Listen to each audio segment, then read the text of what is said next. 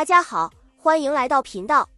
今天我们要聊的话题是近段时间网络上热议不断的一组名字张凌赫和田曦薇。需要特别说明的是，本文所有内容均基于公开可见的信息、公开活动、公开采访以及网友公开讨论进行整理与观察，不代表任何当事人的真实私人关系，也不对网络传闻进行证实。我们将以时间线的方式带大家回顾那些曾经引发广泛关注的公开细节，看看为什么越来越多网友认为两人的故事似乎远比大家想象中更加耐人寻味。那么，这条被网友称为跨洋暗恋时间线的故事究竟是如何一步步形成的呢？很多观众认识张凌赫和田曦薇，是因为两人在影视圈不断崭露头角。一个是近年来迅速成长的人气男演员，一个是凭借灵动自然演技获得大量关注的新生代女演员。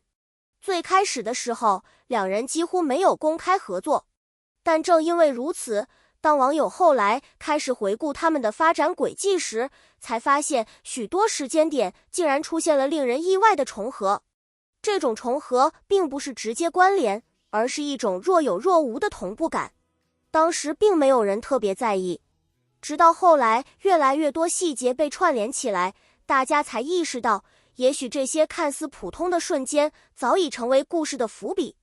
真正让跨洋时间线成为热门话题的是双方多次被发现出现在相近的海外时间节点。需要强调的是，公开信息只能证明时间上的接近，并不能证明两人有任何私下接触。然而在娱乐圈中，明星的公开行程向来备受关注。有网友整理发现，在某些阶段，两人的海外动态发布时间十分接近，有时候是相似城市，有时候是相似时间段，还有时候是几乎同步更新社交平台。单独看其中任何一项都十分正常，但当这些信息被放在同一张时间表上时，却让不少网友感到惊讶。于是，跨洋时间线的说法开始逐渐传播。真正让讨论热度上升的，并不是地点，而是细节。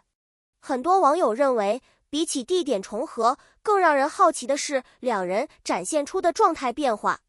有一段时间，双方都频繁分享生活感受，虽然内容完全不同，但整体氛围却呈现出一种难以解释的相似感。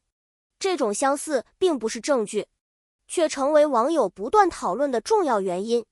因为娱乐圈里有太多巧合，而当巧合持续出现的时候，人们往往会开始寻找其中的关联。于是，各种时间线分析视频开始出现，越来越多人加入讨论。随着关注度增加，一些曾经被忽略的公开片段重新进入大众视野，例如活动现场的互动，例如采访中的回答，例如镜头扫过时的反应。这些内容本来都十分普通，但在网友带着时间线视角重新观看后，却产生了完全不同的解读。有人认为只是礼貌，有人认为只是巧合，也有人觉得其中隐藏着特别的默契。正是这种不同理解，让相关话题持续保持热度。因为没有明确答案，所以每个人都能拥有自己的看法。在某次公开采访中，两人的部分回答被网友反复研究。实际上，从客观角度来看，这些回答并没有直接指向任何关系。但网友发现，两人在谈及理想状态、工作态度以及未来规划时，部分观点存在相似之处。于是相关片段迅速传播，许多人开始制作对比视频。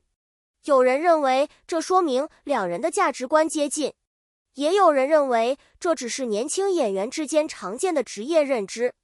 无论如何，这些内容再次为时间线增添了新的讨论点。如果说之前的一切还只是零散片段，那么接下来发生的事情则让跨洋时间线正式进入高潮。有网友整理出长达数页的公开动态记录，其中包括发布时间、地点信息、活动安排以及社交媒体更新内容。这些资料被制作成时间轴后迅速走红，许多人第一次发现，原来看似毫无关联的信息，竟然能够形成如此完整的叙事结构。当然，这种叙事并不代表事实，但它满足了观众对于故事感和连续性的期待。于是，越来越多人开始关注。就在大家不断猜测的时候，真正的反转却出现了。一些最初被认为极具关联性的内容，后来被证明其实完全可以用工作安排解释。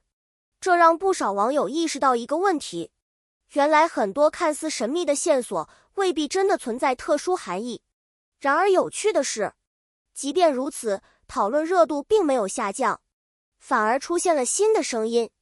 有人表示，正因为许多线索都能找到合理解释，所以剩下那些解释不了的细节才更加耐人寻味。于是反转中的反转开始成为新的讨论焦点。事实上，网友之所以热衷于分析张凌赫和田曦薇，并不仅仅因为所谓时间线，更重要的是两人的公众形象非常契合观众对于青春感和故事感的想象。张凌赫给人的感觉沉稳温和，田曦薇则展现出活泼灵动的一面。